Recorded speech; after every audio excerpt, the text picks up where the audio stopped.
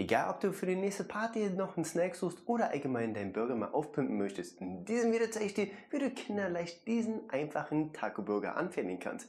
Welche Zutaten wir dafür benötigen, um das Ganze zu machen, zeige ich jetzt in diesem Video mal Schritt für Schritt.